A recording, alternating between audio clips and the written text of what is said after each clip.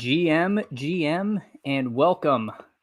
Only have 18 big boards left. I cannot believe it. The draft is still over, a month away. Our prayers for a little board 2 remain unanswered, but alas, here we are, waiting for 5 if anyone wants to hop in. Excited to do this. Currently have loaded up. I think these are old ranks. I think these are fairly old ranks. These might be Matic ranks from about a week and a half ago. So we're going to be going off of vibes. I found I like his ranks the best. I probably should download new ones, but don't have time to do that now. And we are waiting for 4. So it has been pretty eventful since I last did one of these. Got some big signings. Oh no, Greg. I am not. I have survived the lands of the band. I was up in Connecticut. I could see New York across the water, and when I got to Connecticut, New York still offered underdog contests. And then I woke up the next day, and it was banned, and I somehow felt vaguely responsible for that because I had posted my desire to swim for freedom in the Discord, and I would have gotten to shore very exhausted and tired and still unable to draft, which would have been a bit of a bummer.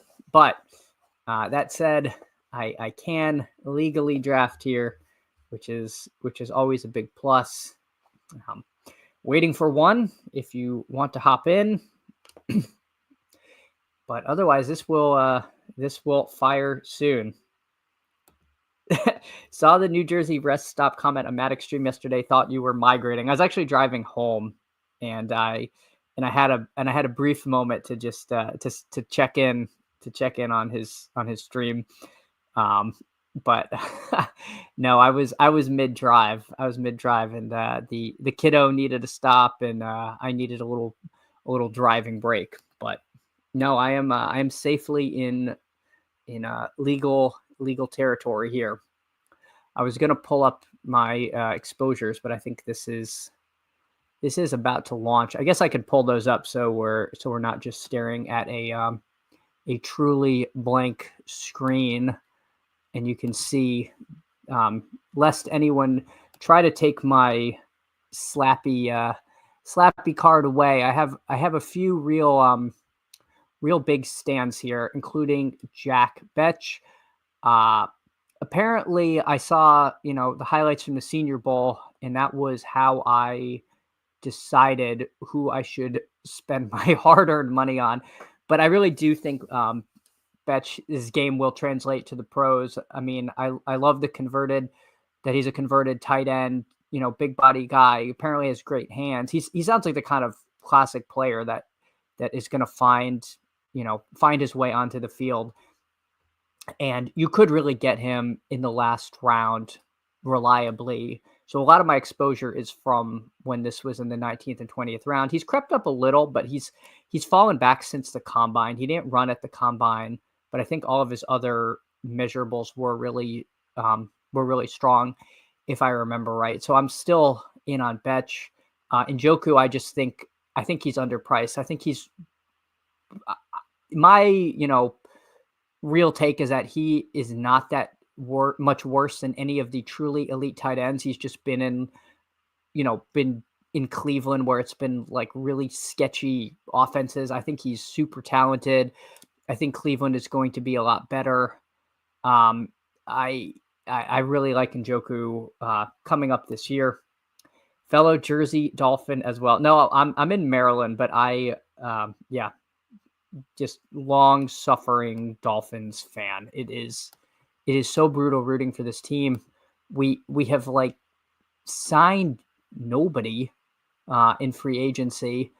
Now, granted, my understanding is that this wasn't really a great class of free agents for what we need, which is mostly offensive line help. I think we let one of our interior D linemen go, who started every game, which doesn't sound great because I think we were at least somewhat competent on the defensive line, but we have 10 draft picks. We either have 10 or 11 picks. I think we have 10. So, hopefully the youth movement is beginning, but I'd like to think the front office has a plan, but like, I think they're just kind of pressing buttons and we're kind of reading tea leaves that don't actually exist, but who knows? Maybe things will turn around for us. So we have fired. We are now full. Let's see what we get. The 106. I don't mind this pick at all. I feel like I haven't gotten a lot of pick 6. So we got a wide receiver over 6 foot. This is true. And I think he's actually a perfectly fine late round dart throw. I don't know why. I feel like a lot of the content I've seen has kind of dismissed him, where the Dolphins are a little fragile, right? Like, Hill and Waddle are not the bastions of health. Malik Washington, not very good. That's not fair to say he's not very good, but I don't think anything stood out as like, oh, this is the future at wide receiver. He feels just like one of those late round wide receivers you take and is like out of the league in 4 years. Hopefully I'm wrong, but I didn't see anything that indicated, he's any kind of long-term solution. Davis is surely not on board. He is a great 20th round pick. I know Davis is not on board. But that's okay. Because, we have to pick our own, at the end of the day, we make our own choices here. But yeah, I certainly understand the bear case, but you have an offense where you Waddle and Hill demand so much respect, and you have, Jonnu there. It's not unreasonable to think that Westbrook-Akine could just randomly spike long touchdowns. Like, we're taking Alec Pierce. Why can't he be the Dolphins' Alec Pierce, if not even better, with some contingent upside? So I have no problem taking him late, especially if I've taken Tua, who as a side note I think goes too late. So I'm just going to take CeeDee Lamb. Nothing crazy here. This is the very prototypical start from a room. You often see Jefferson get taken at 2 for the people that are scared of taking running backs with the second pick. Certainly a reasonable fear, because I do find if I take Saquon or Bijan at the 2-3, on the backside, like, the elite receivers are gone. So you're either reaching for a receiver, you're going double running back. And frankly, I don't think most drafters are super comfortable taking double running back, particularly not like best ball hardos. So you see Jefferson get yanked up to 2 quite a bit. GT going at 9 is early, but if you want to guarantee him, that's where you got to take him. I personally don't love it, but there is a good chance if GT gets a good landing spot, if we're all in on like the Raiders and he goes there, that's where he is. But this is also not BBM. It's a different contest. So again, pretty good chance he would not have been there with this guy taking A-Chain at 14 versus, say, a Bowers or a London. You have to imagine he would have taken a running back there. This draft is going fast, which is awesome, because some of these have been brutal. And I have a hard out at 3, and I really wanted to do at least 2 drafts today. I would have been happily taken Bowers there if he fell to me. He did not. I'm going to take Ladd. I'm definitely a little worried that, people have been saying, oh, it's a good thing the Chargers didn't sign one of the better wide receiver free agents. That's good for Ladd, but I do worry it means they're going to spend a high draft pick on a wide receiver, which could potentially be bad for Ladd. But again, can't be scared to take him. and I don't mind Lad at 19. Hyper productive player, possibility of improving, good offense. I think the running game will be much better with Najee than with Gus Edwards and friends. I think they're probably going to bring Dobbins back on some really pathetic deal, being that Dobbins hasn't signed anywhere else. You never know. But I could see them working with Najee as the alpha and then potentially bring Dobbins back. A lunchtime draft, indeed, Tyler. I actually, I kind of re-aggravated my shoulder, so I have decided that this is time for the great, cutting phase. I have been on a 30+ year bulk, and it is time to cut. And so I actually just had a protein shake for lunch. That makes me sound like morbidly obese. That's actually not the case, but I do. The wife, the wife is always like, her idea of me working out is me having abs, which is like, the last thing I like working out, and it also requires like, a fair amount of nutritional, what's the word, discipline, which is not my favorite thing, but alas, I think that is time. Yes, I jumped on a dip bar about 10 years ago and heard a rip, and I was uninsured at the time and was like, this will fix itself, and apparently tore my bicep. And yeah, never quite been the same, but we soldier we soldier on. I will take Trey McBride happily at 30 in this position. I think he's, one of the better picks on the board. And yeah, I like this start. This room is kind of flying, which is fun.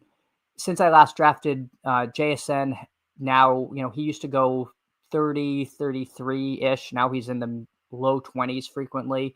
He, people are seeing him as a big winner with the Metcalf departure, and I guess seemingly more stability at quarterback. I don't think there's a huge difference between Darnold and Geno. I think Geno sometimes is unfairly a little bit maligned.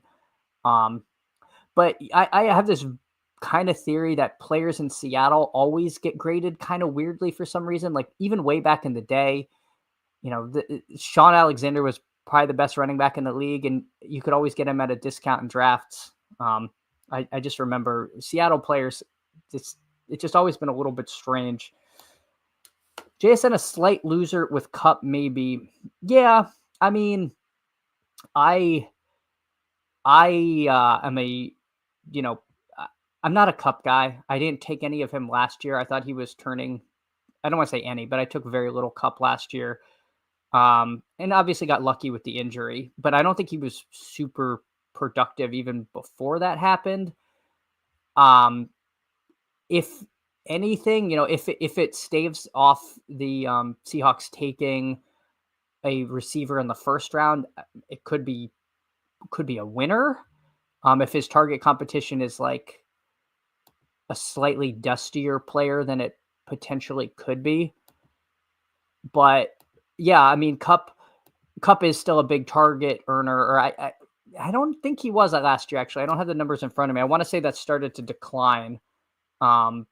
So I think people are pretty in on JSN, even with Kupp having gone there.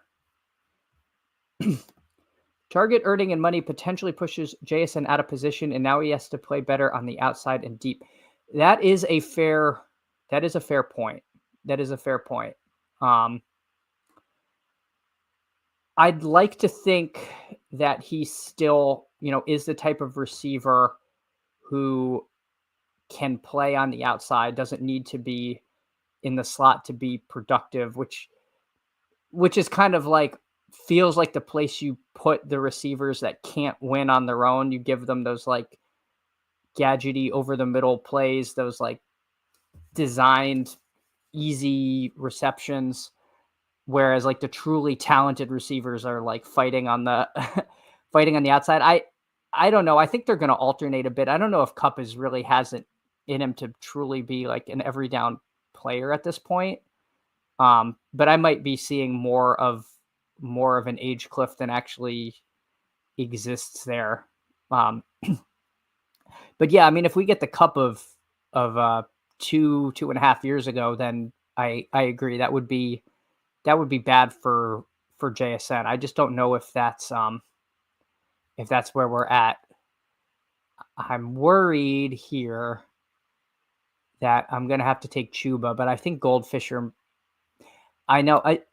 Tyler, you join, and then I take players that you're not big on. It's not personal. I just think I think Chuba is head and shoulders the best tight end at this point, or excuse me, running back at this point on the board. And you know, I'm going to take him at 54. I think that's a good value. I think that's a good value for him. I don't think the addition of Dowdle really moves the needle. I was surprised Dowdle didn't get a quote unquote better spot, but maybe that is a good spot for him. I guess we really don't know how that split is going to work in Carolina. Will it be like how it was with Sanders, where Sanders pretty much got phased out by the end of the year? Was that a function of Miles Sanders being bad? Obviously they drafted Brooks and wanted him to be, probably wanted him to be the 1A, but they extended Chuba mid-season. So they clearly like Hubbard.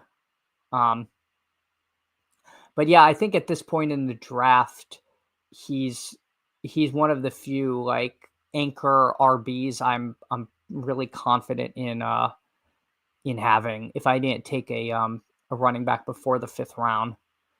But yeah, we are flying here. We see Henderson and Judkins go back to back, so they are up quite a bit from where they were going. People are not straying from ADP in this draft.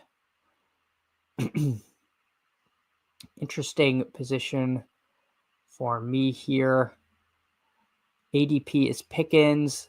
I think I'm going to take James Conner.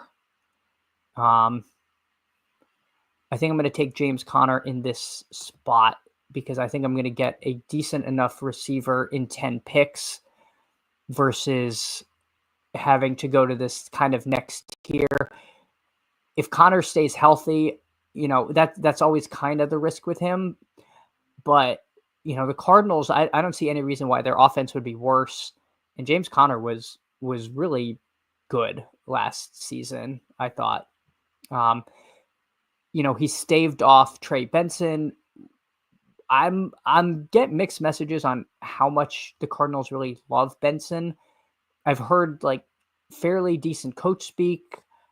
He's there is a history of running backs who didn't do much their first year, then getting like significantly more opportunities the second, but they were bringing in like DeMarcado. I think it was DeMarcado in kind of instead of him. So long story short, I think Conner, he feels like a classic kind of dead zone running back in the sort of best ball of like 3-4 years ago.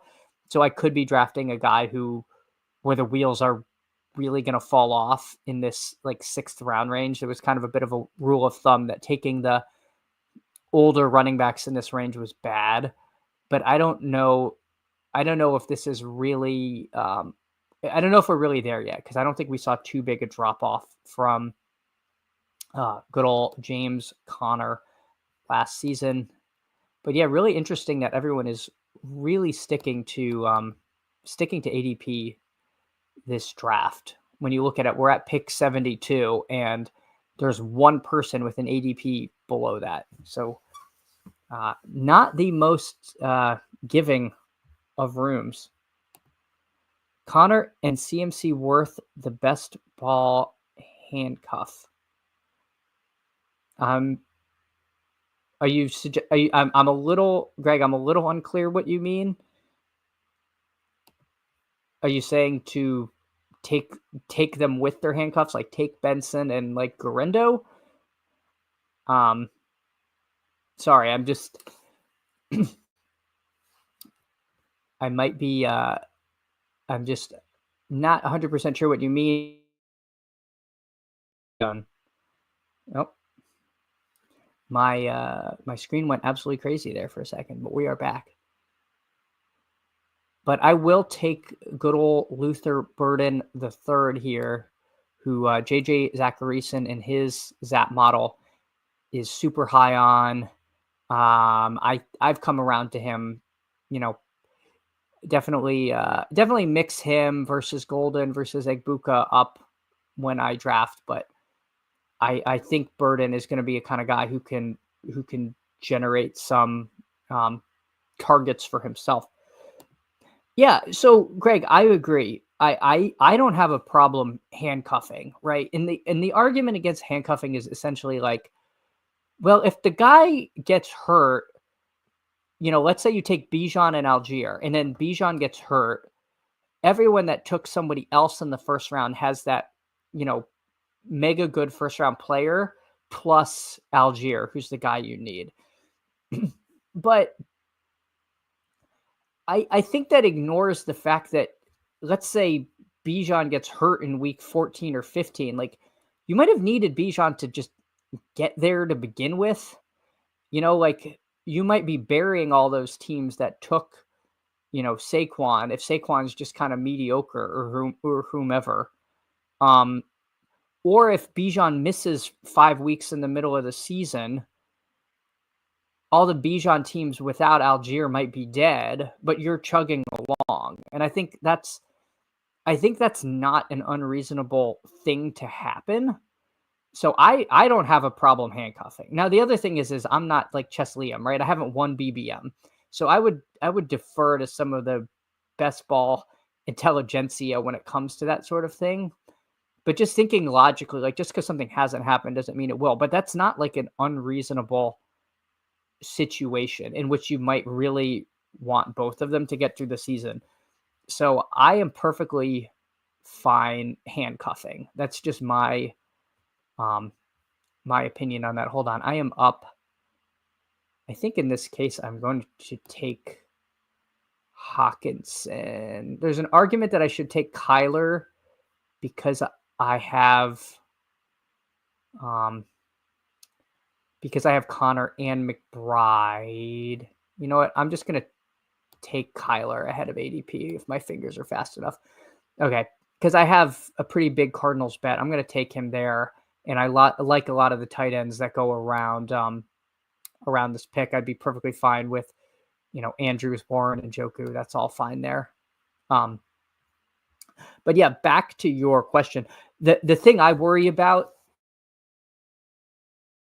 you had are, I don't know if we're certain who the backup running backs in those places are. Like, if you could just guarantee me that Garendo was the backup, then I would have no problem taking it. The problem is San Francisco literally drafts a running back every single year. And there's a pretty high probability they do that again. And again, I worry in such a deep class that if the Cardinals really aren't super enamored with Benson, like, they could bring somebody in. And that's not, wholly without precedent. So I'm definitely more inclined to think Benson is the pure handcuff, but I wouldn't like go out of my way to do it every time because this is such a deep running back class that you could end up thinking you have the handcuff and you don't. Like last year in the big board, I think I had like 24% Elijah Mitchell because I thought he was the backup to CMC, and then he didn't play a single snap the whole season because he got hurt. Now that's kind of a weird one-off thing, but they also did have Jordan Mason on the roster, and there was Jordan Mason could have beat out Mitchell anyway, and I could have just been drafting the wrong handcuff. Famously, a lot of people, myself included, took a ton of Izzy Abanikanda in the big board, thinking he was the backup to Breece Hall. And sure enough, that didn't happen. So I think talking through this, I might being more inclined to do this in BBM when the rosters are more set than here, where I don't think you should never do it, but I think you should, kind of proceed with caution. So Bo Nix goes, I realized I was about to take a tight end and I didn't even need another tight end. I just got so excited talking about backup running backs that I almost went double elite tight end. I could really take any position here. I definitely would consider taking Mark Andrews if he falls. I'll be shocked if Goldfisher does not take him, but you never know. Okay, so this guy goes double tight end with Jonnu. Takes Jonnu way ahead of ADP and then gets Andrews after ADP.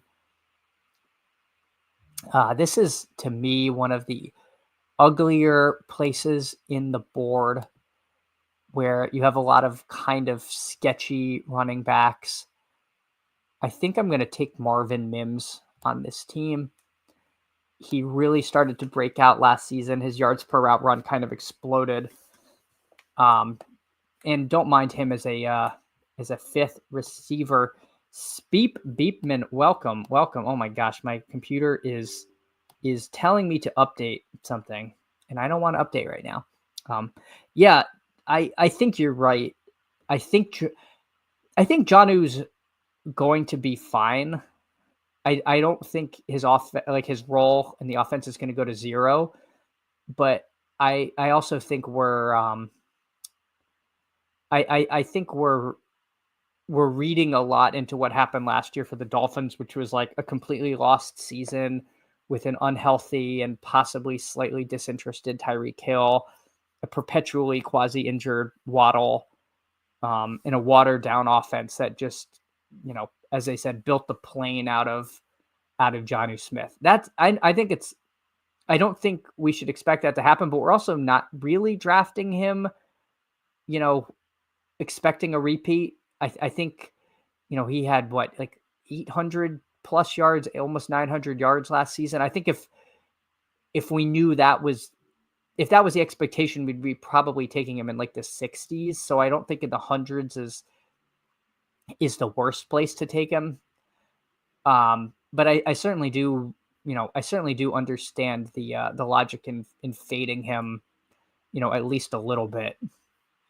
So I am coming up, and I am going to have a choice here between, well, we'll see. We will see. I am a noted Cam Scatabo slappy, but that said, I could take Justin Herbert as my QB2 to pair with Ladd, but we will see what TLS gives to us. He takes Scatabo from me, breaking my heart. Now, I don't necessarily need Herbert. I almost think that the adult thing to do is to take Rashad Bateman past ADP, and then I'll feel really good about my my wide receiver room, and hopefully I can get one of Herbert or Dak when I pick again at 126. And if I can't, then I messed up, guys. I don't know what to tell you. Am I wrong to start worrying about the Swift fade? Are you like DeAndre Swift? I sure hope not, because I have almost none of him. I think his contract is such that he's essentially uncuttable, and he will be on the team. So he's definitely in this range. I don't hate him as a pick. Yeah, no one has any. His ADP is 114, and he's one of those guys I feel like you just kind of end up with. I know I probably have like 3% of him because, like you said, no one takes him, so I'll like grab him at 125 if I'm really desperate. He's gonna at the very least be the backup running back in an offense that we theoretically like, as a, streaming. I am obligated to say Ben Johnson at least once a stream. So thank you for reminding me of that. I'm glad we could fulfill that. But yeah, he'll at the very least be the backup running back in Chicago. The problem is Ben Johnson, he was there when they drafted Swift, and then they didn't like him. They didn't use him. Like, I think Ben Johnson probably went to Chicago in spite of DeAndre Swift being there. He is right wing slappy. That feels, Davis is the ultimate arbiter of slappydom, but I am inclined to agree with this take. He's definitely right wing slappy. I'm starting to doubt it since everyone is. Yeah, maybe we need some Swift. That is right wing slappy of you. Guys who thinks he has projectable volume, Mike Davis. Oh my God. Mike Davis. By the way, my two quarterbacks I needed, they just evaporated in a puff of smoke. But seeing Mike Davis was like it's like the Winter Soldier hearing that phrase. Like I'm in a little bit of a tailspin here, because that just brought back a lot of really bad drafting memories of some really dead teams. I am up. Hold on. I need to make a selection. Dear God. Am I really? I hate this so much. But I'm taking Dalton Kincaid. Speaking of right, I don't even know if he's right wing slappy. Someone's going to need to tell me. I think he just might be like guy lacking critical thinking skills at this point, because Dalton Kincaid is not good at football. But you know what we can do with Dalton Kincaid is we can make a cavalcade of excuses. If you're into excuses, this is like your guy, because there is always something with this guy. And I say this as someone who, I don't do a lot of dynasty. But I am excited to dive more in. I currently have one team, but we're going to do the Matic team in the next couple weeks, which is going to be really fun. But my one dynasty team, I drafted Dalton Kincaid, and so I really felt attached to him and watched a lot of him. And I started making the excuses.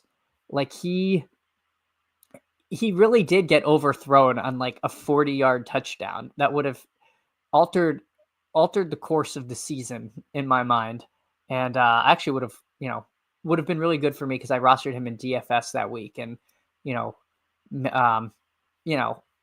nobody cares, but he did get like overthrown on what would have been like a long touchdown that would have been like kind of a highlight reel play.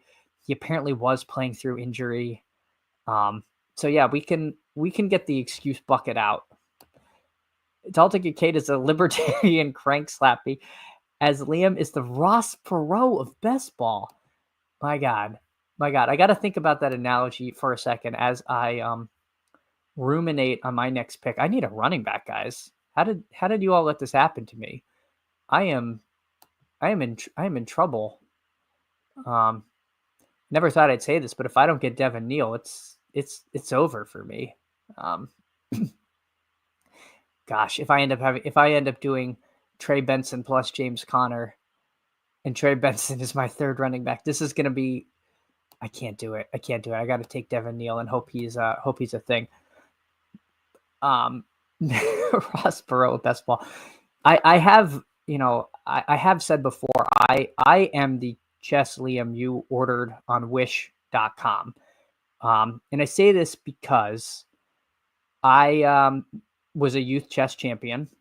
Liam is rated about 2,200 on chess.com. I'm like 2,050. We both played rugby in college. He won BBM. I won a divisional round battle royale, which is not nearly as cool. He roots for the Bills. I root for the Dolphins, AFC East teams. He has all the confidence in the world, and I don't. So, I do see Liam as a sort of a bizarro version of me who's just significantly more successful at this endeavor. Yeah. But anyway, I do really like watching Liam, because he knows what he's talking about. You have to get past, if the personality grates you a certain way, he's undeniably extremely good at this, and he's really funny. I think Liam is hysterical, but again, opinions may vary. But yeah, he is one of the streams and I think him and Davis have like the best banter of pretty much anyone doing this this best ball content. But none of this improves my dire running back room here, which does not appear to be getting any better. And the other issue is quarterback is going to get away from me if I don't potentially take somebody else. I guess I can push it one more. The problem is I am really not enamored with any of these running backs. But you know what? Greg? We're just going to do it. We're going to take Trey Benson. We are going to just say the Arizona Cardinals are who you need. We talked about this earlier. I don't do this often, but often does not mean never. And what better time than now to handcuff your running backs here. I will not be taking Rico Dowdle, if you were wondering, to stack with Chuba, but he may have also already been drafted, which would have made that very difficult for me to select. Yeah, still thinking about the Ross Perot comp. It's so funny. All right. Likely to take a quarterback with my next pick here. This might be a 7 wide receiver team. I normally like to do 8, but I think this team's running back room, maybe this running back room isn't as dire as I'm making it out to be, right? I mean, I took Hubbard and Connor kind of early. If they're bad, then this team's dead anyway. So I guess we'll just stay kind of nimble here. Giga stack streamers, Mike Wilson inbound. I do not have any Mike Wilson. If Mike Wilson is who you need, it's completely over for me. I always forget that guy's like even in the league. I do not. I'm taking Tua. You can't stop me. I'm a Dolphins fan. He's 23 picks past ADP. Dolphins are going to be better. They're going to shock the world and draft Luther Burden. Yeah. But frankly, I did that because I actually do really like Tua this season. I think he's in line for some positive regression. We were taking him very high 2 years ago, I believe, when the Dolphins, were that offensive juggernaut. Obviously, all of my stacking partners are gone. Don't know where Luther Burden's going to go. So I do want a quarterback with upside, and I just frankly felt like I could not pass on Tua there. Let's see. I haven't opened the board today, but maybe we can see if we ruined, a greedy Tyreek Hill.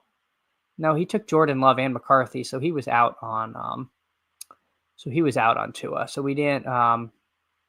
We unfortunately didn't, cause any havoc here. But it's always fun to check. Yeah, this guy who had Jonnu took Dak for some reason. He could have had Tua, but no, we had to take Dak for me. Yes, Nick Westbrook Akina to the rescue. Things are coming full circle. My God, Greg, I hadn't even thought of that, but I've never seen a more Nick Westbrook Akina team than this one that is currently under construction here. So he will, assuming we don't get sniped, he will be an addition to this crew. My God, quarterback has evaporated on us. And I do think I want to take 3 quarterbacks on this team. I'm just going to take Shadur Sanders because we are at the point of the draft where, to use the auction terminology, these are all, $3 players. If I take a $1 player, it's not the end of the world. And now I have 3. And when Shadur Sanders goes to the Giants and they draft Luther Burden, I will be euphoric. I had so much Barrios last year, so I will not be an NWI guy. I completely respect that. Um, the Dolphins' third receiver role has been something we've been seeking for a long time and never found. Um, I think I've rostered, and this is a safe place. This stream, it's a place where we can admit our faults. And I drafted River Craycraft in DFS once or twice. It's a thing we all do, and we think, oh, they're playing a team that's really good at shutting down receivers. So we're like, oh, I'm going to get the sneaky slot guy, and it doesn't happen. But we're going to draft Nick Westbrook-Ikhine anyway. He's over 6 foot. He's over 6 foot. This should be the pinned comment on this channel. You know what? I actually meant to put this, speaking of pinned comment, meant to put this handy banner here. We do need him. We do need him. So anyway, there was that stretch where Westbrook-Ikhine went absolutely kind of bonkers last year. And again, I think this is a situation where we're almost punishing him for that, because people are like, well, other than that, he kind of sucked. But, maybe he just needed the right home. Sometimes these guys just need a change of scenery. And for him, what better place to, really focus on football with no outside distractions than the Miami Dolphins, where players have never come and phoned it in before. So I'm excited to see what he can do for this benighted franchise. All right, we are coming up, and let's see what we do here. Probably should add a running back. And gosh, Ollie Gordon. I have so much Ollie Gordon. I don't really want more, but I do think at this point, this is so ugly, guys. I don't need more Ollie Gordon. I don't need more Jack Betch. All right, we're taking Gordon. Yep. He's a guy I'm not looking to add, but I think he was the, what was his ADP? Did I imagine that? Yeah. I said ADP value is meaningless. Greetings all, a little late. Yes, I know. Ollie Gordon. I told myself I won't take any more unless he's at a big ADP value, but also you got to remember ADP value at this stage of the draft is kind of phony. Like it really doesn't matter who you're taking at this point. Like we said, these are all like $1 to $3 players in auction drafts. So you can find yourself, clicking someone you're not in on because of quote unquote value, and it's really kind of illusory value. But you have Ryan here with the wisdom we all needed, which is that there is no such thing as too much Gordon. Ryan, I think I'm at like 25% Gordon. I have too much Gordon. But I at this point, a lot of these running backs are dart throws. I don't think he's going to zero. I think his tape is still, from 2 years ago is still good. He'll go somewhere, right? Like we don't know, is Damian Martinez more talented than Ollie Gordon? I don't know. But what is going to matter is landing spot and opportunity is for these guys in this, 16th to 20th round. And we don't know what that's going to be. So it's really just about kind of mixing up exposures, unless you really have a strong take. So, don't hate Ollie Gordon. I actually thought Noel had already been drafted. I probably would have taken him in all seriousness. But alas. And then Damian Martinez goes. So I think it's time, guys. Where is he? Oh no. Did he already get taken? Did I miss it? No, we're just taking our guy. We are not putting this to chance. We are in the 17th round. Honestly, at this point, I do not care which of these late round flyers I get. These guys are all the same. But if I missed on Westbrook Ikine, it is terrible. Pittsburgh or Denver. That's the dream, right? Like, we need that. With our luck, he'll go to Philly and he'll be backing up Will Shipley, and we will never hear from him again. But hopefully not. Hopefully we get him somewhere, and we should have 6% of every rookie RB. I mean, I don't know that this is the worst idea because, last year I had something like 35 to 40% Dylan Laube, and he was a stone zero. He's actually negative points, believe it or not.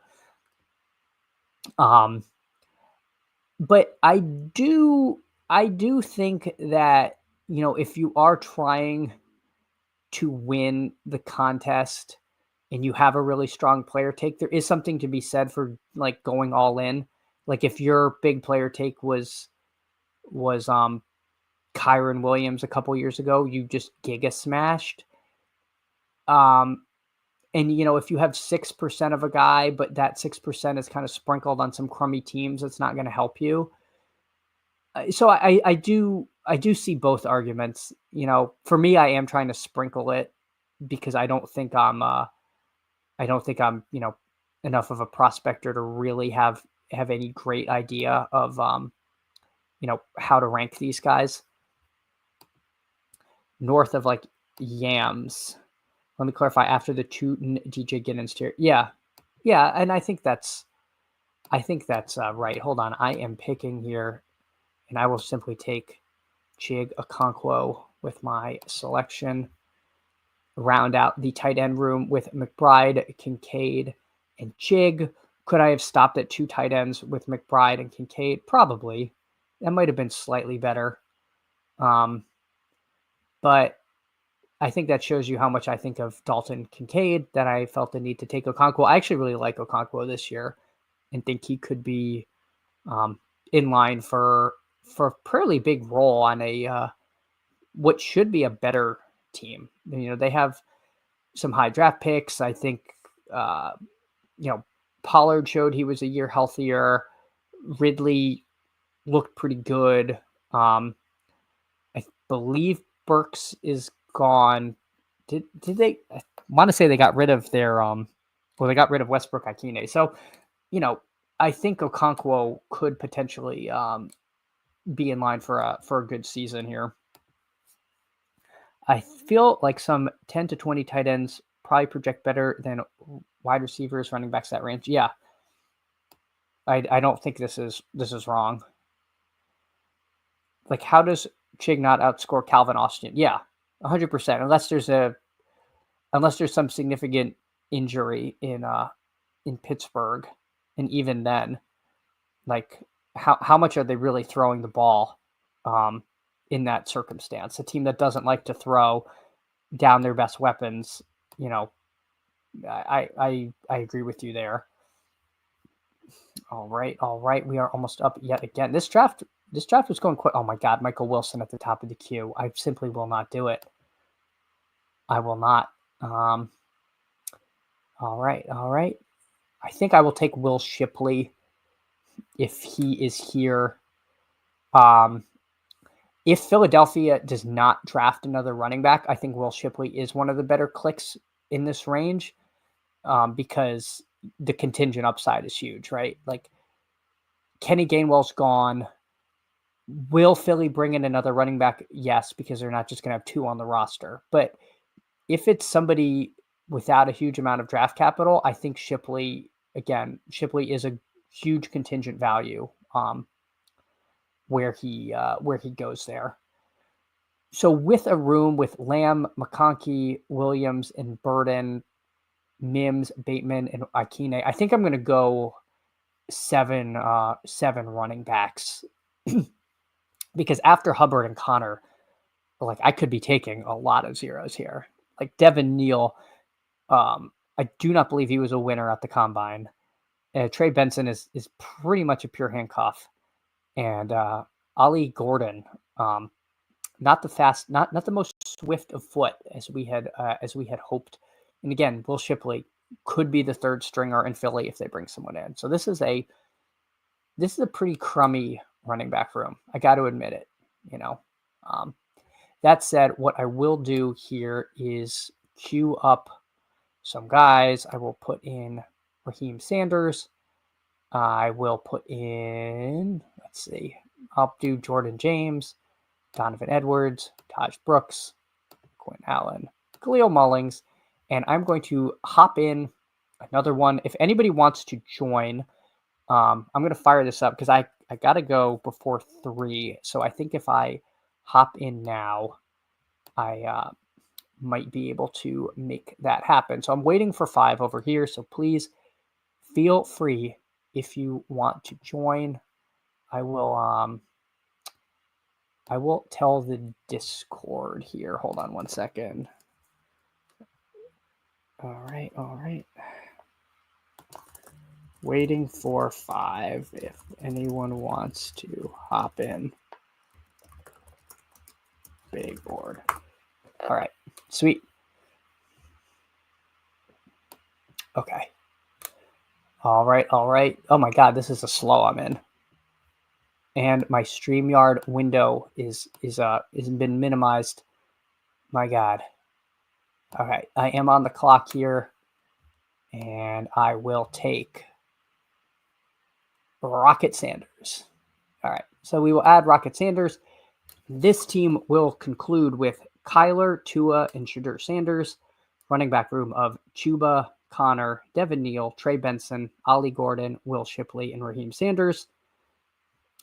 Lamb, Ladd, J-Mo, Luther Burden III, Marvin Mims, Bateman, and Nick Westbrook-Ikine at receiver with McBride, Kincaid, and Chig. I give myself a C for this draft. Not the best crew, but, maybe they could advance. I would have loved to have paired Lamb or Ladd with the quarterback. Instead, I got this super backdoor stack with Tua.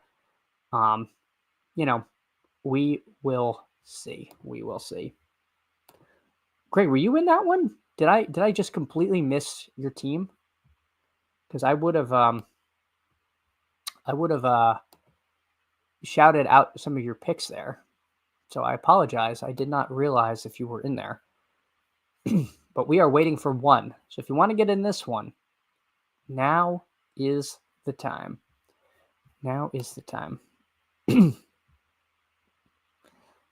All right.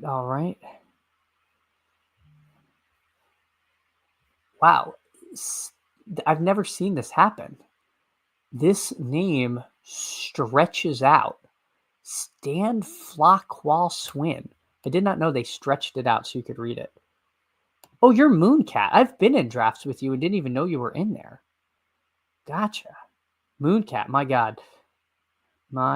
I was there when they were rediscovered, and I was frantically rescuing Mooncats.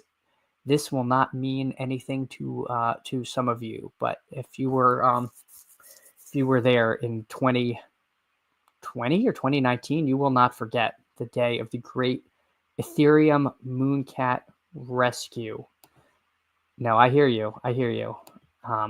It's probably good, good to keep it that way. You can fly a little under the radar. Oh, Ryan already maxed. Ryan, you must join in the Little Board 2 prayer circle because, frankly, we need it.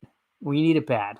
It is our national nightmare that we only have,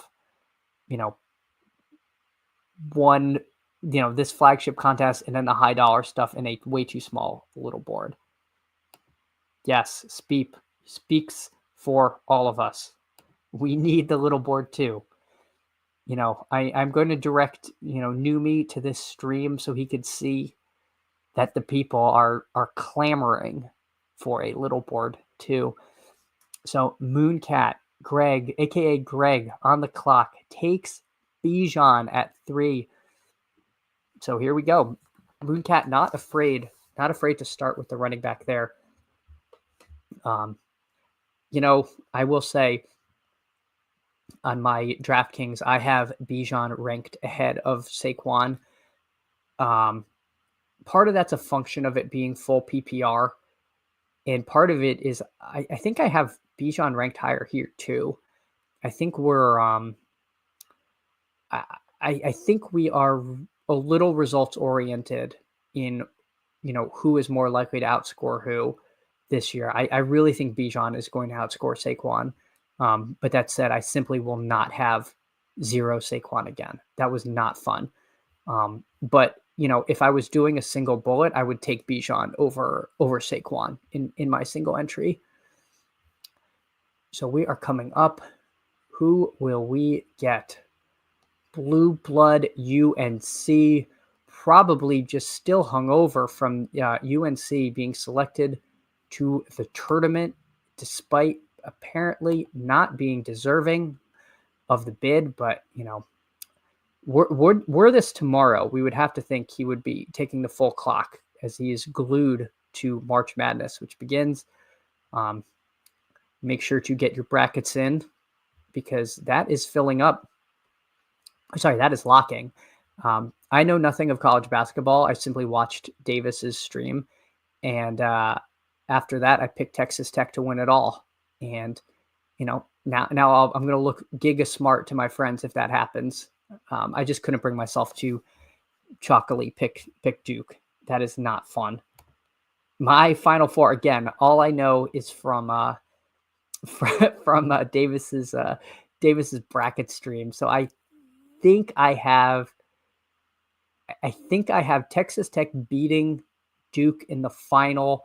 I have Duke beating Houston, and I forget who I have Texas Tech playing before. I forget who's in that bottom left quadrant. I just filled out my bracket today, but this is just completely useless information because I simply do not know what I'm doing in any of these. Let's see.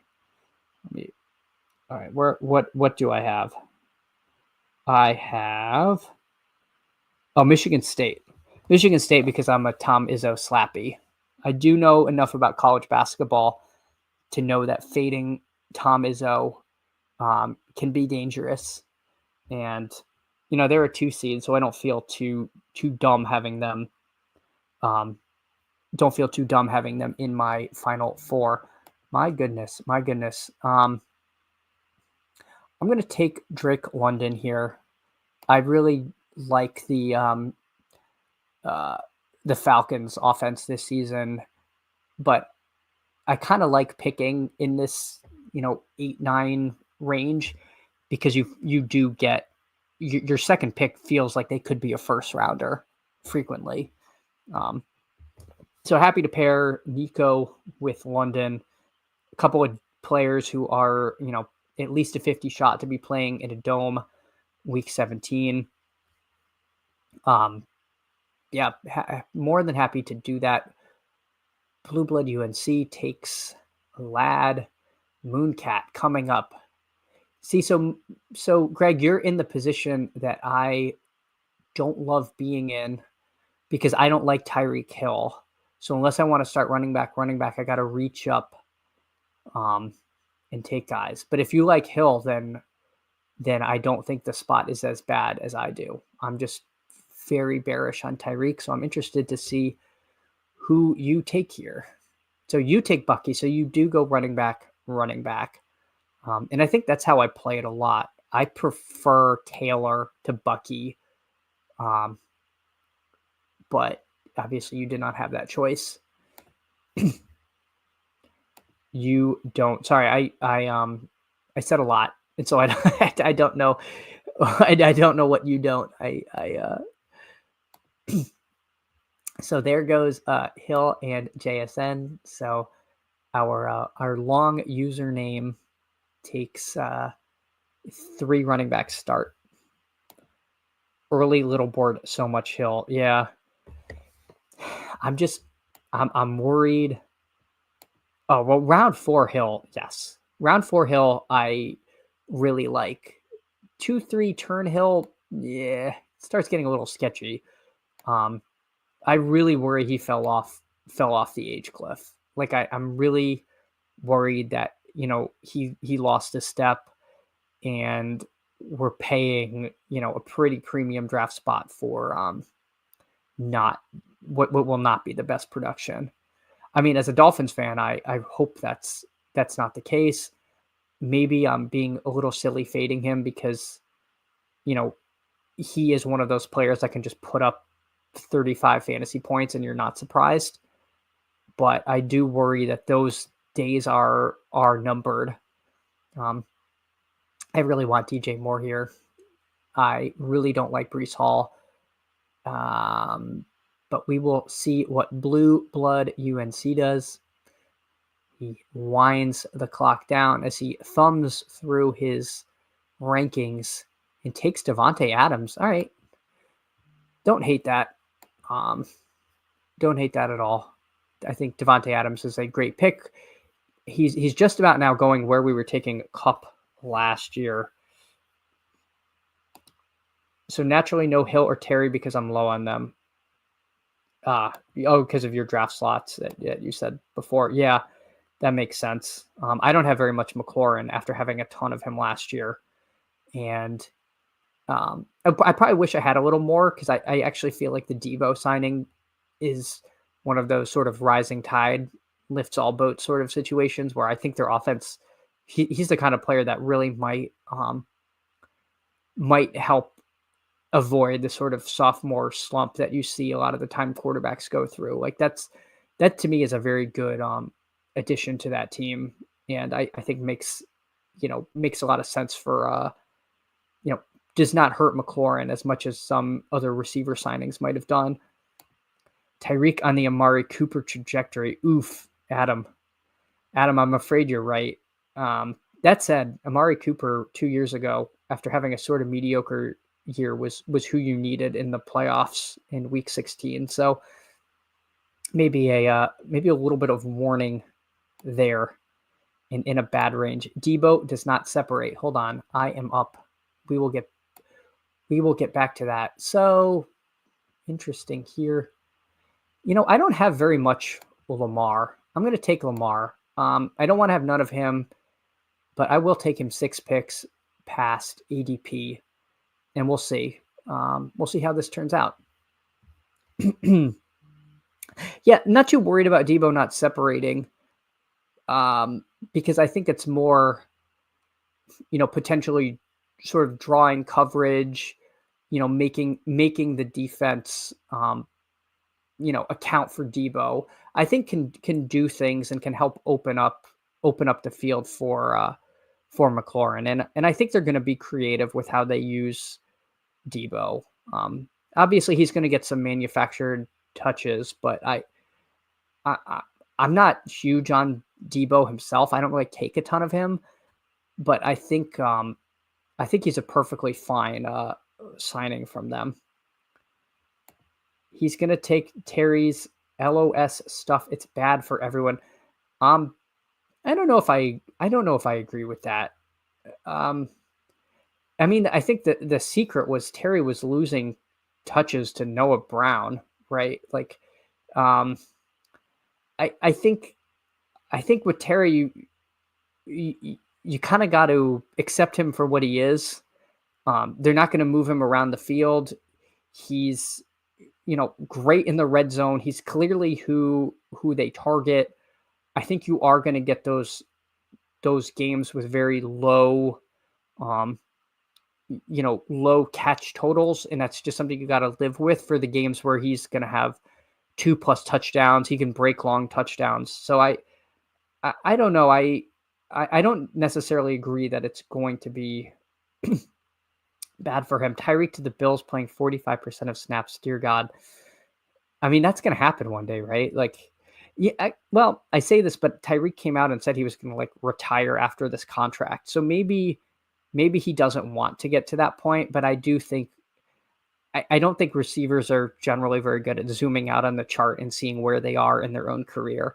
And so I could see Hill thinking oh, I can still produce. And it's kind of sad and looking a lot like, Cooper, Amari Cooper getting, screen passes in the biggest play of the season and gaining 6 yards. that was a big fall for Chase Brown. Where did he end up going? Yeah, 43. I almost took him where I was at. I think it's hard to know what the market's actually pricing in versus not, because we all know they're going to add another running back, but then like as soon as they do, he's probably going to fall. At least he'll probably fall in BBM, but who knows? I think it's a little bit dependent on who they add. All right, we are up. Oh my God, we're going to take more Chuba Hubbard. Dear God. Yeah, we're doing it again. We're playing the hits. We're playing the hits. I just think this is really good. I'm just going to scoop the value here. And I already like this team more than the last team. I was taking a ton of Eckler before Debo signed, and now I won't touch him. Yeah, but I almost think the days of Debo in the backfield as the like running back might be a little numbered. I don't know. I don't think he wanted to do that. If I remember right, when he was in San Francisco, when he had that monster season and he ran giga hot with touchdowns, I think it was a little more wear and tear than our friend Debo wanted to have, if I'm remembering right. This is a couple years ago now. That said, I don't know about it affecting Eckler. I don't take a lot of Eckler just because I just don't see a world where he's the guy you need. Like, I feel like him putting up 16 fantasy points feels like the absolute ceiling, and that like might happen once or twice a year. Just because he's, yeah, you're right. Now you have so many people in the red zone who are more likely to get the ball than Eckler. And they're also a big candidate to add another running back to the mix. That said, I think if they did, that would probably impact Brian Robinson more than Eckler. Eckler might just kind of have a job, and that job is what it is, whether they add someone else or not. I just don't know if that job is good enough or valuable enough to really be taking too much of him. But he was a perfectly fine pick last year. I think he was better than a lot of people expected. Just when you have a running quarterback, plus, they were working McNichol in at the end of the season as well. And yeah, like you said, now they added Debo. He's a bit of a tough click for me, but I certainly do. I don't hate it. I don't think it's like a terrible pick by any means. So we are coming up. Joe Burrow is plummeting, but we will not take him. We will not be the price enforcer in this room. Likely here to add a either Laporta or another receiver. I think I'm going to take a receiver here. I did the Laporta Chuba team a moment ago, and I think I would rather just take pretty much my favorite receiver in this range, which is Juwan Jennings. I guess, one issue is that he was going in the late 70s, and now I'm taking him at 64. So, there are going to be teams that got him later, but I cannot worry about that right now. And as a fourth receiver, I think he makes a lot of sense. I know Best Ball Guy is out on Jennings. I am, take the opposite tack. I think he showed a lot of value. He showed a lot of trust with Shanahan. He was getting the ball, in the red zone late in games. I really like Juwan Jennings this year. I am light on Terry, but primarily because he's tough to stack. The only way Terry wins is through Daniels now. I'm definitely sympathetic to this argument. I think it's easier to stack Terry than it was at the beginning of the year. Let's see where they went here, because Terry has slipped a little bit. So Daniels went at 38, and where did McLaurin go? Where did he go? I'm like, oh, he went at 20. My God, that is really early. Okay, but that was completely wrong. Yeah, they're on opposite sides of the board, So you would have had to have taken Daniels at 29, which is just feels really early. I think my only McLaurin Daniels stacks happened when I took um, McLaurin and then got lucky with a falling Daniels. And I have probably 2 or 3 of those teams.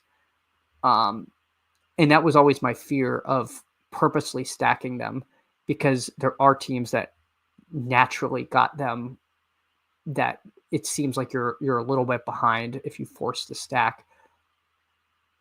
Is there a world where McLaurin gets there without Daniels? I do think so, because if McLaurin really goes off and Daniels doesn't do anything on the ground, then you're basically like, if Daniels has a game like a pocket passer would, right?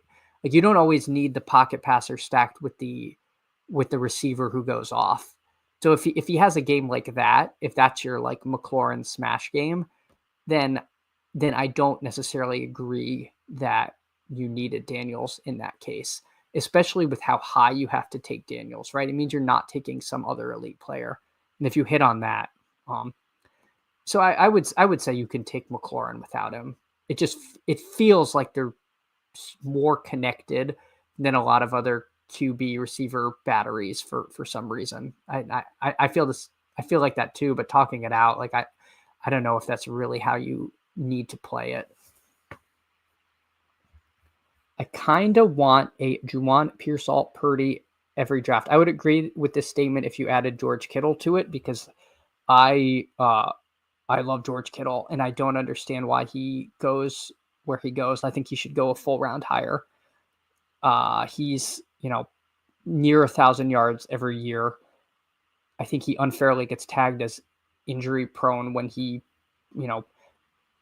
plays through a lot. And he can be so productive. He's gonna have those dud games every now and then where he just kind of disappears, but that unironically makes him better in best ball than in like managed. You don't have to identify which games he's going to be good in. And I don't think he'll have as many of those games where he disappears, because Debo is left and Ayuk might leave. So I'm very much in on Kittle at his price. But I agree with your overall point of wanting Niners. I think the Niners are going to be a lot better. And in leaving the draft with at least one is something I'm looking to do. So I'm going to add Tony Pollard to this team. I think that makes more sense than say a Hawkinson. The classic fill out your roster thing is coming here if I take a tight end next. But I like Pollard. Tennessee definitely live to add a running back, but he came on late in the season. He played through a lot. I mean, he would go no practice, and you'd be like salivating at a $4,500 Tajay Spears in DFS, and then in the morning they're like, Pollard's active, he's good to go. So I am I like Pollard there. I think the Titans are going to be better. Niners have bad vibes around them. I don't like to hear that, Adam, because I am a purely vibes based drafter. But with that said, I don't know if I'm feeling that, right? I think they could surprise. I think they could surprise. And I think we could have a little more condensed target tree than we're used to. Like when this contest dropped, you had like 4 Niner receivers would get drafted within like 6 picks of each other. You would have, Jennings, Pearsall, Debo, and Ayuk, and nobody knew where to take them. And that's starting to sort out a little bit. All right, I am on the clock again. I think I'm just going to do it. I think I'm just going to take Mark Andrews here and be somewhat happy with it. He's fallen a little bit. I think there's some concern that he, was a cut candidate, but stacking him with Lamar, more than happy to do it. So I'm actually like this team a lot more than the last one that I put together. Let's see. Yeah, for me, the roster moves have been weird. Are they moving Ayuk? Is CMC healthy? Hard to read. Yeah, well, is CMC healthy is going to make or break a lot of this season, because if he's healthy and he has the job, then you're getting like who should be the 101 at the like 202, right? Like, you know, it's hard to know if he's fully healthy. If he's not fully healthy, is he in a split? If he is fully healthy, do they make it more of a split anyway? It seems like there are a lot of questions up in the air, at least with the running back, at least with the running game. They may add somebody. But yeah, I again don't know if Ayuk's going to move. He's a couple years ago he was demanding a trade. He seems like he's a little bit you know, it seems like he doesn't necessarily want to be there. But whether he can actually get an out, I don't know. I don't know if I'm reading. I don't know. I think the Niners get a lot of scrutiny from us because they're so fantasy relevant that we might focus on them a little bit more, and they have so many pieces we're interested in that it might be a case where we're like, you know, there's a lot of weird stuff going on, you know, with the Vikings, with McCarthy. You know, are they going to bring Rodgers in? There's been some weird stuff there, but no one's like really concerned about, you know, that offense. But they just don't get a lot of scrutiny because everything seems so settled there. I read a Mark Andrews to the Panthers article today. I'm, you know, that doesn't stop me because I can't read, Greg. Yeah, big yikes. Big yikes if that happens. I feel like Terry and Godwin have almost identical ranges of outcomes, but one is cheaper and can be stacked more easily. I have to think about that. Yeah, I guess, but Godwin does have the added injury risk that you don't have with McLaurin.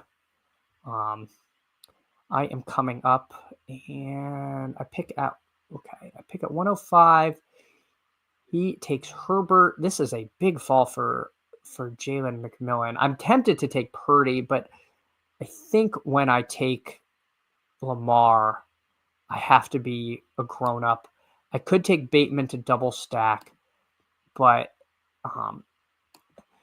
I think this fall on McMillan is a little overdone. Obviously, him going in the mid 70s was bad when people thought the aforementioned Godwin might leave. But this, I mean, he has huge contingent upside, and I think he's got a role. So I really don't mind taking him at 105 as my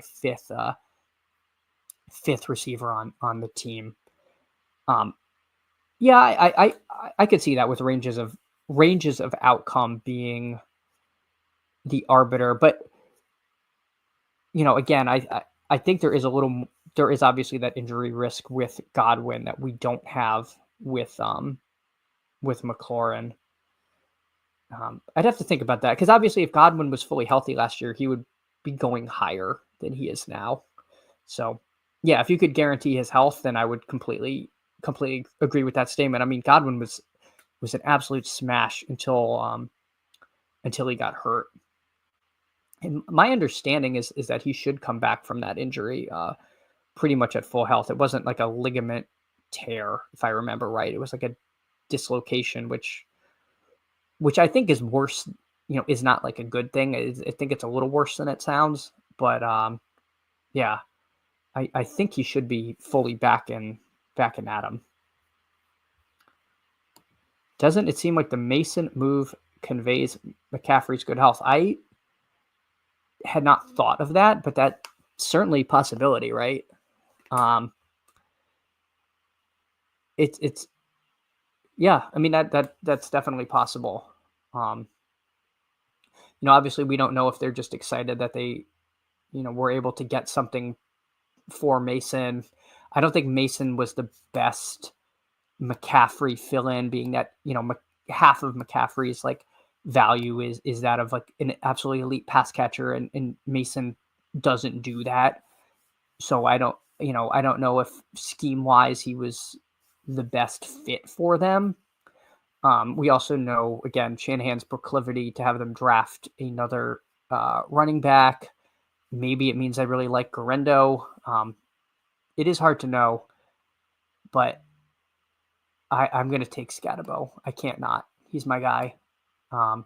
Speaking of Scatabo, I believe the Big 12 Pro Day is today, and he might be.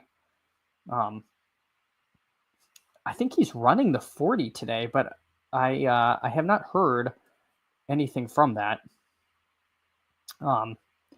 Yeah, so we may get some information on that. I don't think that's happened yet, but yeah, I think the Big 12 combined their pro days rather than doing individual college ones. And my understanding was that he was planning to run. Now, it's hard to trust the pro day numbers where, like you can with the combine, it always seems like they run a little faster than they should. But it'll give us something new to talk about there. At least as far as Scatabo, because I am a known Scatabo truther. No ligament tail. Think of the worst sprained ankle ever. A break would heal quicker. Yeah, that sounds painful. But it, as far as recovery, that does sound like a potentially much better situation than it could have been. Especially when we saw him leaving the field in a cart, it was like, definitely a better outcome than it could have been. Kevin, glad to hear you joining Scatabo Nation. I actually saw he streams on Twitch under this name Scat Pack with the number 4 instead of the A. So, you gotta like that. Bindles, welcome. Thank you for stopping by. Appreciate it. Glad to have you here. Hopefully drafting a team that you would approve of. We got Lamar at QB, Hubbard, Pollard, and Scatabo at running back. Nico, Drake London, DJ Moore, Juwan Jennings, and Jalen McMillan at receiver, with Mark Andrews at tight end. Yeah, Ryan, people are starting to realize that Scatabo is going to be the steal of your fantasy best ball draft here around pick 117. I really hope he is, because if he's not, I have bags of him, and this will be worse than when I was really in on Aeneas Smith in the big board, and then he went to the Siberia of wide receiver 3s. If you think the Dolphins wide receiver 3 spot is bad, the Eagles is worse somehow. It also turns out he wasn't very good. Yeah, some of the beat writers that were at training camp said he was the worst wide receiver they'd ever seen. So complete swing and a miss there. But Scatabo, again, big Scatabo bull, and hope that he has a role in the NFL, because I do think he's a fun player, fun to watch. Seems like a good kid, and I hope he gets a good landing spot and a little draft capital, so we can be excited about taking him in BBM this summer. But yeah, Bindles, really appreciate you coming by here. Thanks for visiting. And yeah, this team is going significantly better than the last one. I really like David Njoku and would be very happy to get him. I also really like Marvin Mims. So going to get somebody I am high on. Unlike last draft, where literally everyone was just simply drafting by ADP and nobody was falling. Wow, Keon Coleman. So I'm just going to take my guy Njoku. Cleveland promoted their tight end coach to their OC.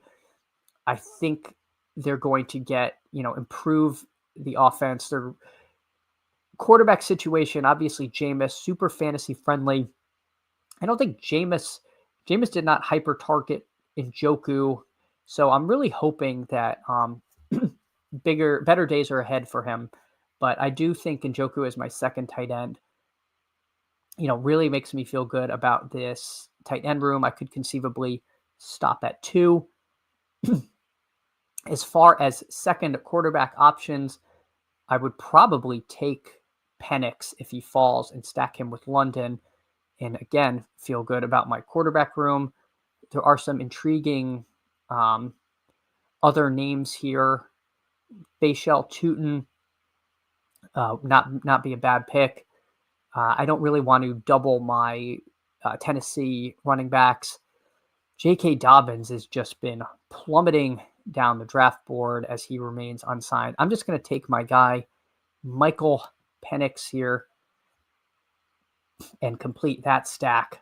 So unlike last time when I had a bunch of unstacked quarterbacks, assuming Mark Andrews does not, go to Carolina, as that article that I did not read suggested could happen, got a nice little stack there. Also, obviously, Lamar, you can take unstacked, and it's not the end of the world. But glad to unite Penix with Drake London. I do think it is time for me to add another receiver, but if we go by ADP, I don't have a filter on, but there's no orange until Jalen Coker creeps up and appears on the screen, and he's a tough click. Opinions vary on him. He was very strong in the yards per route run department, I believe, but I do worry about an undrafted free agent from Holy Cross. They could very easily move on from him. So, yeah, he's not a guy I have a whole heck of a lot of. Yeah, our R.I.P. Johnny Wilson, man, he and Aeneas Smith and gosh, who I can't even remember who the third guy that was it was like another Wilson or anyway, it's literally like the worst place to be is that third receiver. You're just not getting the ball. Like it's over. Tillman is a guy who I don't have a ton of, who I love. Yeah, he's a guy I should probably be taking more of because he feels, if we go to wide receiver here, Coker, potentially add somebody. Higgins, rookie, we don't know what we have. Thielen, eventually the age cliff has to catch to him. Wicks can't catch anything. I'm not drafting Amari Cooper. Isaiah Bond, not as fast as we thought. Like, this whole range is really sketchy, but Tillman looked really good, but is he just a Jameis Winston merchant? And you got to ask yourself that. And I don't know what the answer to that is, but I know I don't want to find out by having zero of it, because I'm drafting Sampson and Ford and QBs in this range. Yep, I find myself doing the same thing. This is very frequently where I'm taking Cam Ward or Bryce Young or someone because I need another quarterback. Yep, 100%. And it's important to notice that kind of thing, right? Because you don't want to keep building the same team repeatedly, which is very easy to do. So I would, make a conscious effort to add guys like that so that the texture of your teams is not all really the same. I am so tempted to take Isaiah Likely here if he's there, and and just say I have the Ravens tight end. I don't care what happens. It's probably bad though. Probably bad. All right, I am gonna. You know what? I am nothing if not a man of the people, and I will take Cedric Tillman here. I think he's a great sixth receiver. If Cam Ward falls to me, I might take him, finish up the QB room, and then hope that he is the guy in Cleveland, and then have created a little double stack. It's obviously difficult to know what Cleveland is going to do at quarterback. Opinions seem to vary on where Ward is going to go. Probably one of Tennessee, the Giants, or Cleveland, with I think Cleveland is probably the least likely. But again, these running backs in this range are all fairly interchangeable, whereas I do kind of want to just end my QB room. Maybe don't need to do that, right? I do use a lot of draft capital on Lamar, but in these big boards where we have 20 rounds, I do like 3 quarterback. I really think it is the best construction, not just because of the bye week row thing, but a third quarterback does hit your lineup quite, more frequently than you'd think. I know Liam is a little less into that. He says it's sort of a safety mindset. Again, don't know if I necessarily fully agree with that. I think it is an upside. Again, obviously only one of them is going to hit my lineup in the finals, but as the Pete video says, like, you got to get there, bro. And so I do, I do like the 3 quarterback builds where I can make that happen. All right, so there goes Young, Ford, and White. White is someone I have stone 0 of. Hopefully that doesn't burn me. 10 picks away. So I will queue up some running backs to add to this room. I have so many Njoku tight end 1 teams in the big board. Definitely need a year from him. Yeah, I think I have like 35% Njoku. So I am with you there. I'm all in. I need Njoku to be a thing this season, or I'm gonna have a bad time. Again, I find myself, I might have ended up a little lighter on running back than I should have. But once again, when you take Hubbard there, you're really just counting on, a running back 1 season from him. And I don't know that adding like Ray Davis instead of Cam Ward makes this feel, or actually, be a whole heck of a lot better. Excuse me, than it was. Now, if Davis and Giddens go, I'm gonna be not thrilled. I gotta be honest. But my God, people just hoovering up running backs here. 2 people have already taken 5. Wow, takes Brenton Strange there. All right. So if I can dodge 2 running back picks, I will be pretty happy. I really don't want to take more Ollie Gordon. Please don't make me do that. Okay, Braylon Allen goes. That's fine. You can have Braylon Allen. I was taking a lot of Braylon Allen early in the big board. I would have preferred Ray Davis. I think he has a lot of contingent upside. And I think there is a small chance of a Cook holdout. And Ray Davis also might just be the goal line back on an elite offense. So I really like Ray Davis at this point in the draft. Giddens has been getting a lot of hype. So, take an exciting rookie and hope that pays off there. Let's see. Yeah, now we're at the point of choose your own adventure for the remaining running backs here, right? Like, I'm not taking another Ollie Gordon. We talked about Eckler. Like, we're really in dart throw range where I don't have a huge preference of any of these guys. Did Jalen Knoll go? Did I miss that? Yep, he went. Okay. Jalen Knoll went. I would have probably preferred him. Zach Ertz a little undervalued, but I don't think I need to take a tight end here.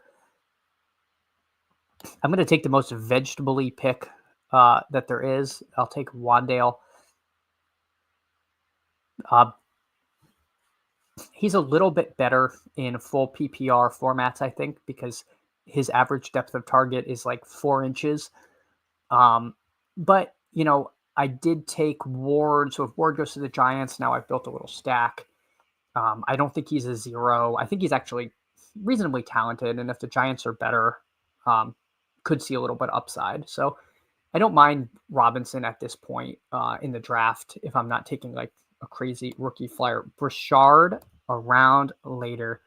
Well, you are talking my language because I have a lot of Brashard Smith, famously a converted wide receiver, which I really do like to see. I believe he was very fast at the combine, but didn't have the best other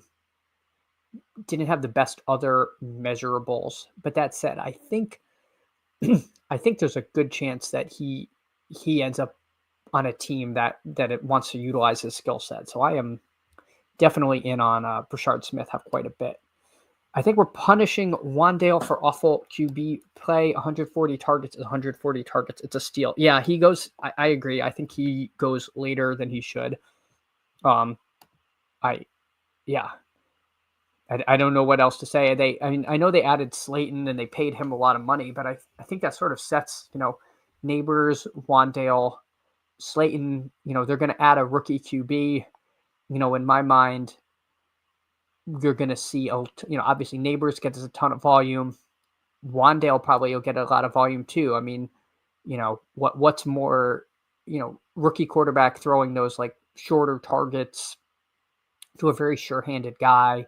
Would have liked to see a little more yak from him, but I watching him, I always felt like he was like kind of on the precipice of some big plays that just never happened. So I like Wandale there. I think he should go in that 160s range versus the 180s, like where we're taking Cedric Tillman. I think Wandale would fit right in there, but for some reason we're kind of not interested in that. All right, I will queue up Brashard Smith. Mooncat, looking at your team, Baker and Love at quarterback, Bijan, Bucky, Connor, Dowdle, Wright, and Algier, a solid running back room. We will return to your team shortly. Sorry, I got something in my throat here. Blue Blood UNC. He likes to take his time making his selections, but I will just take Brashard Smith. More than happy to just add him there as a fifth running back. Let's see, Mooncat, going back to your receivers: Evans, Olave, Godwin, Reed, Shaheed, Demario Douglas, Restrepo, Kraft, and Otten. Yeah, I mean, well-constructed team. You got stacks everywhere. You just kept your head down and you built a good team. Yeah, nice team. I like it. All right. I concur completely with Davis. I'm at 20%. Yeah, I think I'm probably only like around 10%, and I felt like I was taking him a lot. But I would be more than happy with him at that level. It's almost undoubtedly going to be a three-headed backfield, and you just have to accept that. But I think the contingent upside is pretty huge, and the and just his regular role itself is something that's going to hit your lineup from time to time. So I think he's a very good pick there.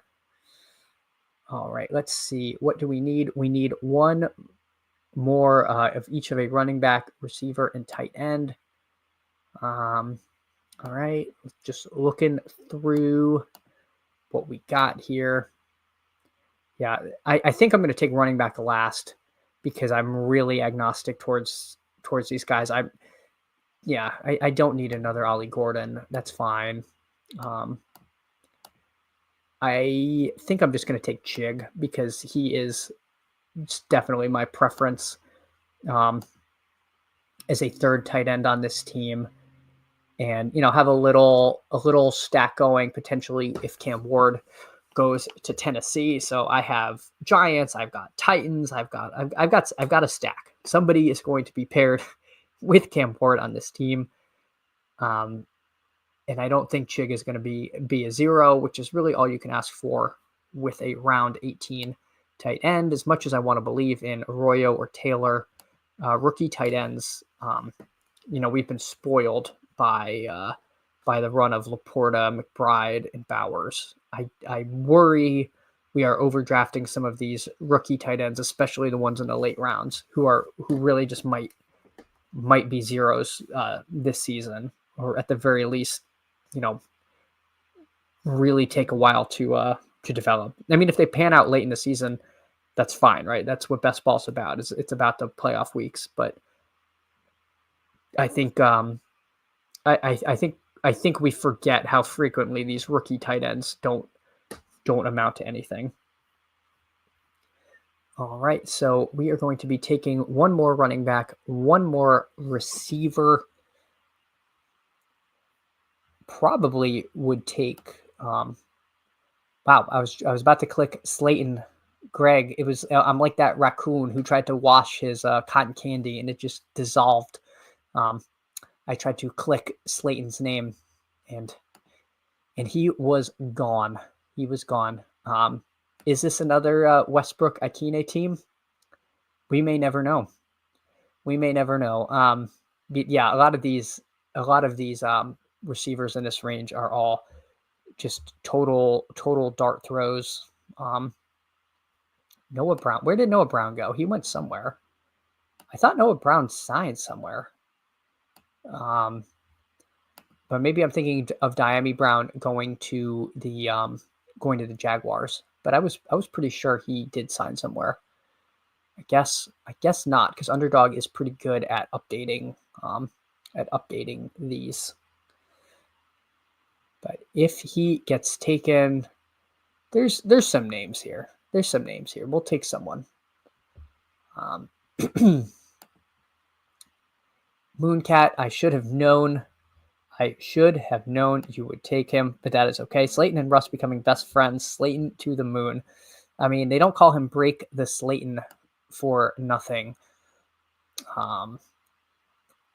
Let's see. I have no rookie receivers, which is just so sad at the big board, because like that's why we do this, right? Is to take the bumblebees and really hope they pan out, and then tilt when they don't see the field. But let's see. That kid's only has 6. Wow, this guy just is confident in his terrible wide receiver room. My God, Carson, do better. That's not good. Stephon Diggs as your 5th receiver and Yoshi Voss as your 6th. You're asking for trouble. You are asking for trouble. I wish I had another name deep down here I really liked, but I am going to take a name that I don't have a ton of, but I also don't want him only on Geno teams, and that's Trey Tucker. Quarterback play should be better in Las Vegas.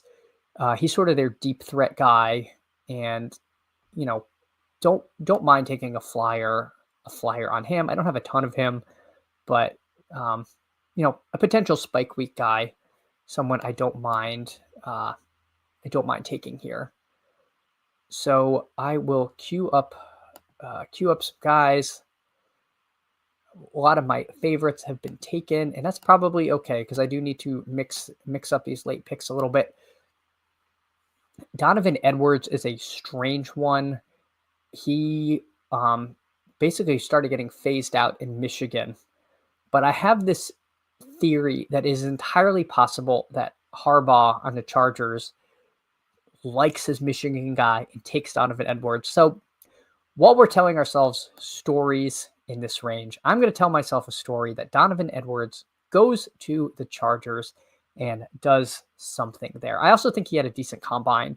But yeah, he was not very good in his senior year. So this will be my last pick here. And so we have Lamar, Penix, Cam Ward at QB, Chuba Hubbard, Pollard, and then 4 rookies of Scatabo, Giddens, Brashard Smith, Donovan Edwards. A wide receiver room of Nico Collins, Drake London, DJ Moore, Juwan Jennings, Jalen McMillan, Cedric Tillman, Wan'Dale Robinson, and Trey Tucker. And tight ends of Andrews, Njoku, and Chig. Everybody, I really appreciate you stopping by. Greg, it was fun drafting with you. I hope you had some fun in here. I think you put together a really strong team.